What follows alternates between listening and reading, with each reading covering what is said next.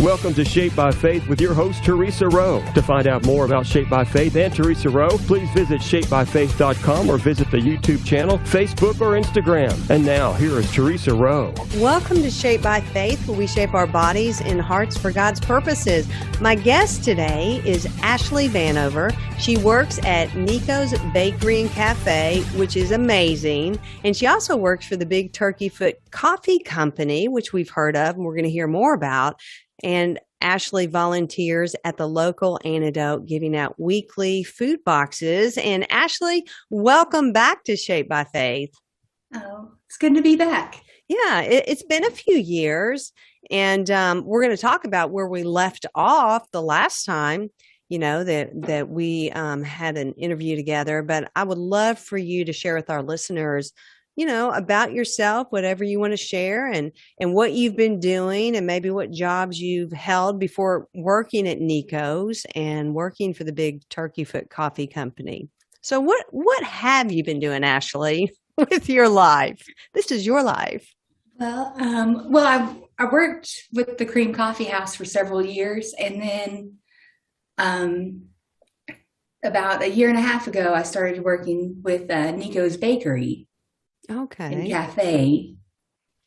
And it's just such a cool transition going from like being downtown to kind of, I guess, midtown of Owensboro, and getting to see a lot of the same people, and then like a whole new group of like customers too. Mm-hmm.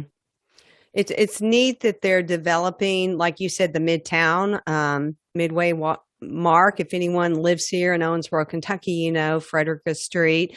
And actually where Nicos is, I remember as a teenager hanging out in that area a lot. I mean, we did. We hung out in that area. That was our go-to place. And it just brings back some fond memories.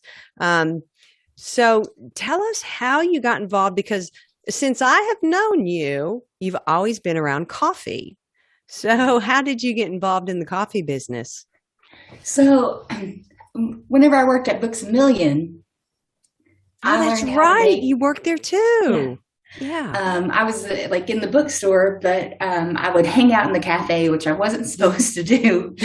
And I learned how to make just at that time, my favorite latte was a chocolate and caramel latte. And then I had a coworker, because like the booksellers would give the cafe people breaks sometimes. Mm-hmm. And I had a coworker that kind of ratted me out to a manager that I knew how to make coffee, because they didn't know that I taught myself. And then like I got officially trained in the cafe, and like I thought that I would like hate making coffee, but I love it. So it's just something you're like, wow, this is where I'm supposed to be. Yeah. Once I finally learned more about like the process and how to properly make it. Yeah. It was just, I guess just fell in love with it. So there is a process for making really good coffee, especially lattes or any type of drink, when it comes to coffee. And, I want you to talk to us about, Nicos and what you do there, but also tell us about the Big Turkey Foot Coffee Company and what you do with them, and why Big Turkey Foot Coffee. I mean, I've heard of them. I know a lot of people have, but just talk to us about that and why you love working for both and what you do there. Okay. Well, at Nicos, I mainly work in the front of the house. So I deal with like customers, and also make the lattes and all the cafe drinks there. And it's been my favorite thing to do there is to train new people, like how to use the espresso machine. Oh, really? You like that? Yeah. So like a supervisor. That's neat. Yeah. Mentor. And then with Big Turkey Foot, I'm one of their roasters, and I love like the adventurous spirit in behind the brand. Mm-hmm. What do you mean by you're one of their roasters? Okay, so Ian, the owner, roasts the coffee, and then he's trained me how to roast his coffee. So we get the green beans shipped in from, I think, about like 6 different countries. Okay. And then we take them and we we weigh them out and put them in the roaster, we have a drum roaster. So it's kind of like, it spins it a little bit like a dryer. Mm-hmm. Like, because the beans have to constantly move so they don't get burnt on one side. Okay. And it's just such a cool process. Like, because you take this, like, it's this little like green bean that's in, like, the coffee plant has a cherry on it. And in that cherry is the actual like coffee bean. Oh, neat. And I didn't know that. So they take the cherry off, and I could talk about this for hours, but there's several different processes on it. But you can tell you're passionate about it. I just didn't know what a roaster was, Yeah. So you're actually roasting the beans. I mean, is it something where you have to be right there and you have to physically do that, or you just keep an eye on it, or what's that process? Well, you have to stay with the machine the whole time, just because it's such a hot process. Mm-hmm. And then there's like adjusting every little thing you do affects the flavor of the coffee. Really? So you have to adjust the airflows at the right time to get like through the process. Sounds a little complicated, Ashley, yeah. And I'm glad I'm not doing that. You're doing that. Okay, well, let's continue talking about coffee, okay? So the last time you were on Shaped by Faith, you were preparing for a mission trip to Honduras. And when we think of Honduras, we do think of coffee beans. They produce a lot of coffee beans there. So, but I would love to hear about your trip and for our listeners to hear about your trip. So did you travel with a local church or a local team here? It was a local team. A few of us went to the same church. But then it was kind of cool because it was several different Christian religions that went. Okay. So like we had people that were Southern Baptists, Pentecostal, non-denominational. Mm-hmm. And like we all got together to go to Honduras for the mission trip. It was so cool because with all of our different backgrounds, we were able to interact with different people. Like we could like reach different individuals because of how diverse our group was. That's awesome that all the different faith groups came together. And that's what we're supposed to be doing, as a body of believers, is working together for God's greater purposes. So how did you prepare for the trip, and really what made you decide to go? Well, I'd love to travel, and it just like seemed like one of those once in a lifetime adventures. Mm-hmm. I mean, it's not going to be once in a lifetime because I have full intentions of going back, but just being able to see somewhere new. It was my first trip out of the country. Mm-hmm. It was kind of a crash course and international travel. Did you like that? Yeah, it was. It was about 14 hours of traveling altogether. Okay, that's a big chunk of time. Yeah, to get from Owensboro to Honduras, because it's we had to take 2 different flights. Okay, not so bad, was it? Three. I forgot about one. Yeah, okay. 3 flights altogether. I was thinking 2 is not so bad. Okay, 3. Yeah. But, was that the first time you had flown, or had you flown before, Ashley? I'd flown before, but it was just like to Tampa, which is only about a 45-minute flight. Oh yeah. So this was definitely an adventure for sure. Let's go ahead and let's take a really quick break right here. And then when we come back, you can tell us more about Honduras and your trip, okay? Okay. So everyone stay tuned for more Shaped by Faith coming up next. Welcome back to Shaped by Faith. Ashley Vanover is my guest today, and she works at Nicos Bakery and Cafe, and she worked for the Big Turkey Foot Coffee Company. And that's a mouthful, Ashley. And she's also a volunteer at the local Antidote, where she gives out weekly food boxes. And we're going to hear about that as well. But Ashley, I want to hear more about your trip. So for those that do not know, where is Honduras located and what's the language spoken there? It's in Central America, Mm-hmm. and it's just a little bit under Guatemala. Like it touches Guatemala. And they primarily speak Spanish. Okay. Did you have to learn any Spanish? We had translators with us. Oh, that's nice. All right. So, was there a specific plan, like as a team, as you got together, did you have a specific plan and purpose? I know you're going over there as a missionary, all of you, but was there something in mind that you were going to do, a job, an activity? Well, the place that is like the mission place that is in Honduras, called El Ayudante, which means the helper.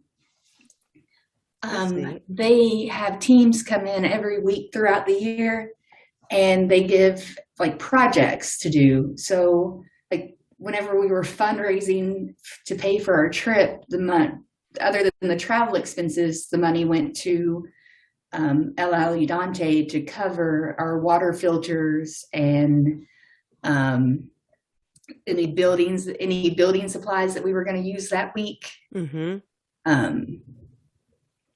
So like we do water filter checks, and that's where we go in the house and make sure that the filter that we installed is still working properly.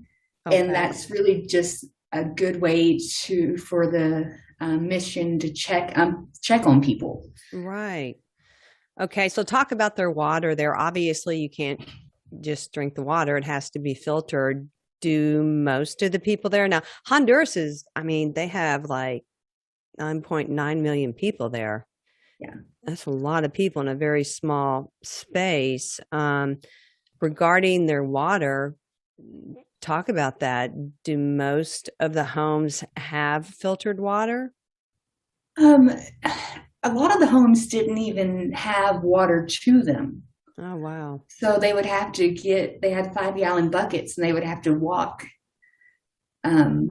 sometimes a really good distance to get a 5-gallon bucket so that we could pour the water into the filter. And it's this filter that they make, and it has like sand and gravel in it that you filter the water through the sand. Okay. We were more in the mountains. So like there were mostly like dirt roads, and so it was very primitive, I guess would be the right word. So you were there in February, right, of 2020? Yes. Okay. So what was the weather like when you were there? It was warm, but it wasn't really, really hot. One of our translators described the weather like their seasons is hot, really hot, wet, and hot. And that's all their weather. So it really doesn't get cold there. Right. It never. Well, it gets. I think at night it did get in the like 50s and 60s, but only at night. Okay. All right. So you were there. Were you there for like a week? Yes. Okay. So give us a breakdown or walk us through what that week looked like for you as a missionary. So our first day that we were there, it was a Sunday. So we got up and we went to a church in the local town, and it was a bilingual church. So the service was in Spanish and English, which was neat. The pastors had this amazing flow, and it was the pastor and his wife, and it was just a really amazing service. And then we went out to eat at one of the local restaurants to just kind of get the feel of Honduras. And then the second morning there, like every day you get up and you eat breakfast and you go do whatever project they assign like you that day. Okay. So they oversee everything that you're doing. Yeah, and we divided up in teams. So we got to work with different employees of El Ayudante, and then we were able to team up with different members of our group, and gave us an opportunity to really get to know each other well as on the trip too. So, Ashley, when you were talking about church, what's the main religion there in Honduras? Do you know? It's Catholic. Okay. Main religion. Okay. Would you say, or what percentage would you say, of the people that live there know the Lord as their Savior? Is it a small percentage? I'm not really sure about that Mm-hmm. number, Mm-hmm. because it's hard to get a good view of that with only being there for Right. 5 days, or 5 full days. Sure. How did you share the gospel while you were there? Obviously, you were around Christians because you went to church. And you interacted there.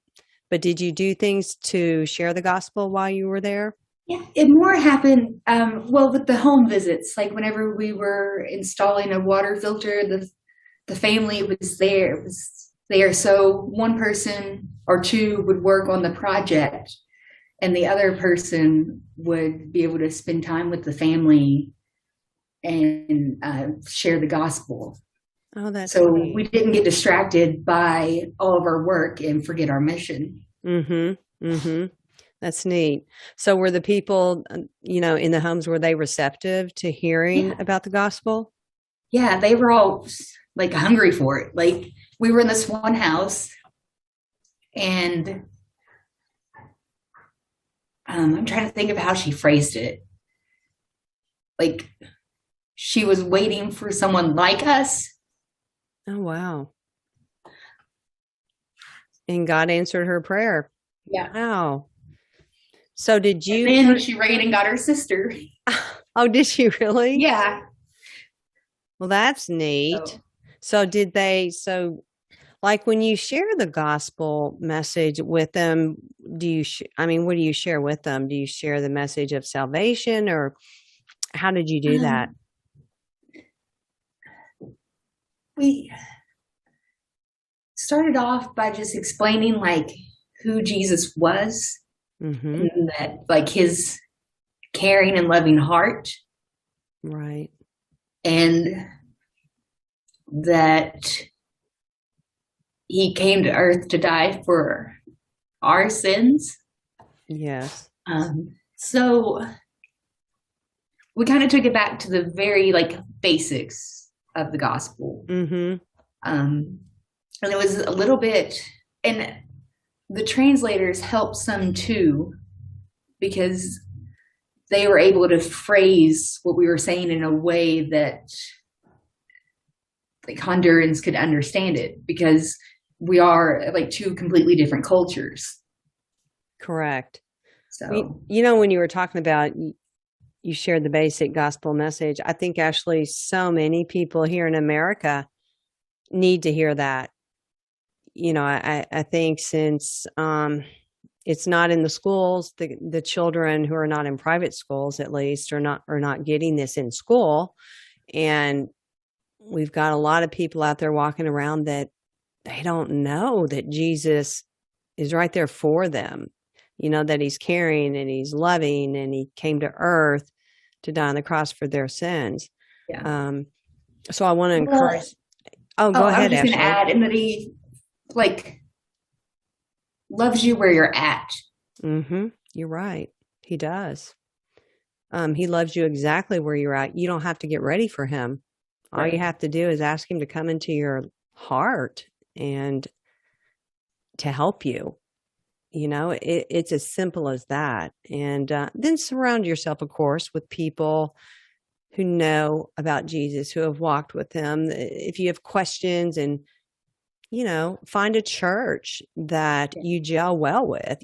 Find a church, a body of believers where you can be accountable and that you can be encouraged as well. We need to take a real quick break here, Ashley, okay? We could talk on and on and on about Jesus. So we're going to take a break, and we'll be right back with more Shaped by Faith. So everyone stay tuned. Welcome back to Shaped by Faith. Ashley, you had an adventure going to Honduras, and while you were over there, you told me it was during their coffee harvest season. And so you must have really loved seeing the process since that is your lane. So tell us what it was like, and did you learn anything new about coffee? Well, it was really cool to see because coffee grows more on a bush and inside the little like cherries, like I spoke about earlier. But it's such a delicate process because each one of those cherries are hand picked. Really? So, yeah, so there's a lot of work that goes into just your daily cup of coffee. Wow. I didn't know that And either. So a machine doesn't do that. I'm sure bigger farms do, but the ones that Mhm. I was around, they all were hand picked. Okay. So Um, is coffee their main source of income? Or what do people do there to earn an income? it was the main source of income for the area, for the mountain area that we were in, is coffee. Okay. Uh, Is that what most people did? yes. Okay. All right. So looking back on your trip to Honduras, did God give you any insight or revelation while you were there, or when you got home and you really realized what God was doing? Or yeah, just talk about that.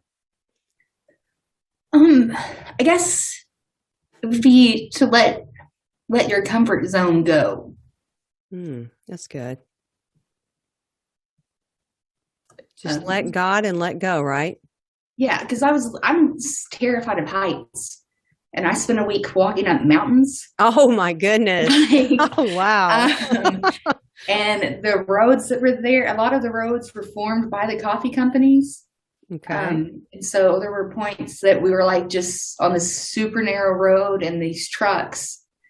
And like I would look out the window and just see like, which my mom's gonna hate this part of the story, and just see like a cliff Oh God. like drop off.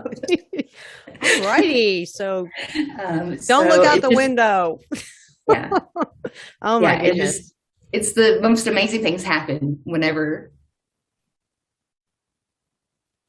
like you go beyond you So let your to what comfort God can zone do. go. I like that. Like step out of your comfort zone, get uncomfortable, and let God take over.